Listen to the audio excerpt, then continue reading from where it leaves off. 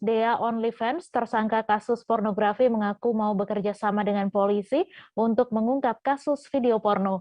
Kuasa hukum Dea, Herlambang Ponco, mengatakan bahwa Dea akan kooperatif dalam menjalani pemeriksaan.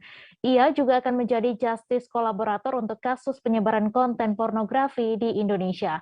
Untuk kabar selengkapnya akan disampaikan langsung oleh rekan jurnalis Warta Kota, Desi Selviani, yang kini sudah terhubung bersama kami. Silakan, Desi. Baik, saat ini konten kreator pornografi di OnlyFans Dea harus menjalani wajib lapor seperti diawali di Polda Metro Jaya. Pada wajib lapor di hari pertama pada Senin lalu, dia meminta maaf atas video asusila yang akhirnya tersebar di publik. Kemudian dia juga berjanji akan bekerja sama dengan kepolisian untuk menjadi justice kolaborator mengungkap dari peredaran video porno di Indonesia.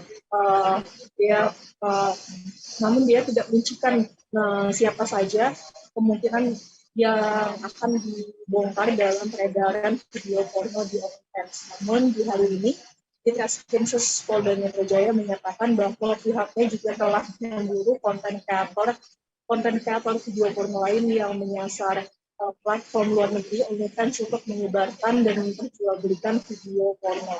Saat ini Ditreskrimsus sudah mengantongi juga beberapa nama lawan main dia di OnlyFans begitu. Tapi dalam hal ini polisi belum mau mengungkapkan apakah dari keberpihakan dia sebagai justice collaborator akan bisa mengurangi hukumannya dalam keterlibatan penyebaran video porno.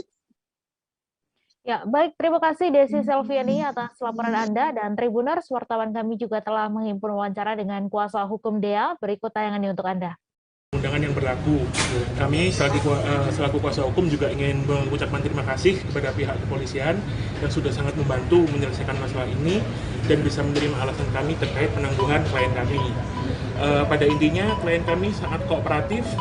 Klien kami mengakui semuanya terkait tentang yang ada di video tersebut, yang membuat video tersebut itu memang semuanya dia, tetapi bukan porsi kami, bukan wewenang kami terkait membenarkan atau menyalahkan perlakuan dari seseorang itu. Biarkan nanti prosedur yang menjawab. Pada intinya, kami selaku kuasa hukum melihat ada zona abu-abu yang begitu besar di tengah permasalahan ini terkait OnlyFans itu sendiri, karena kami melihat niat, tujuan, dan maksud dari klien kami untuk mengunggah konten tersebut itu spesifik ke satu konten yang namanya OnlyFans.